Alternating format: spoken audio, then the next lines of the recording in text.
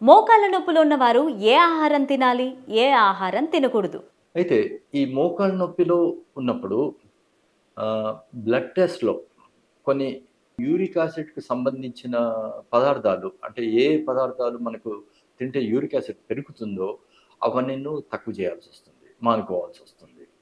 అయిన తర్వాత కొందరికి ఇన్‌ఫ్లమేటరీ ఇప్పుడు రుమటాయిడ్ ఆర్థరైటిస్ వాళ్ళకి కూడా డైట్ తోటి చాలా చాలా అఫెక్ట్ అవుతుంది. అంటే కొన్ని పడరాని మందులు తింటే ఈ జాయింట్ ఇన్‌ఫ్లమేషన్స్ ఇవన్నీ పెరుగుతాయి. అవన్నీ వాళ్ళు రోజు ఒక ఫుడ్ డైరీ మెయింటైన్ చేసేసి ఏది పడరాని వస్తువు, ఏది పడరాని పదార్థం ఉందో అది లైఫ్ లాంగ్ దాన్ని మానేసేయడము, అవాయిడ్ చేయడం మంచిదనమాట.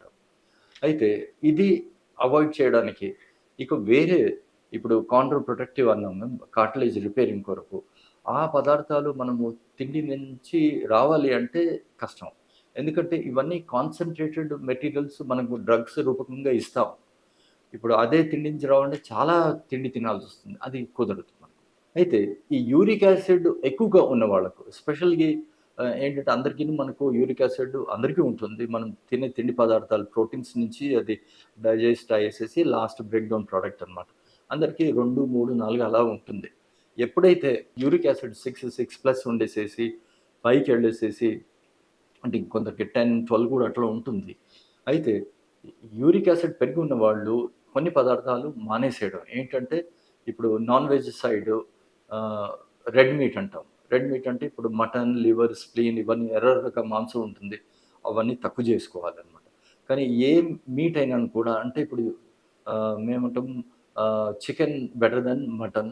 అయిన తర్వాత fish is better than both the ones. ఎందుకంటే ఫిష్ వైట్ మీట్ అంటాం. అయినా కానీ ఏ మీట్ అయినాను కూడా మనకు యూరిక్ యాసిడ్ పెరుగుతుంది. ఇక వెజిటేరియన్ సైడ్ వస్తే ఆహ్, పాలకూర, కాలీఫ్లవర్, గ్రీన్ బఠానీలు ఇవన్నీను యూరిక్ యాసిడ్ పెంచుతాయి. కాబట్టి మనం కొంచెం వాటిని తక్కువ చేసుకోవాల్సొస్తుంది. పప్పుల వల్ల కూడా వస్తది కానీ మనకు ప్రోటీన్స్ ఎలాగూ కావాలి కాబట్టి పప్పులు పెద్దగా తక్కువ చేసుకునే అవసరం ఉండదనమాట.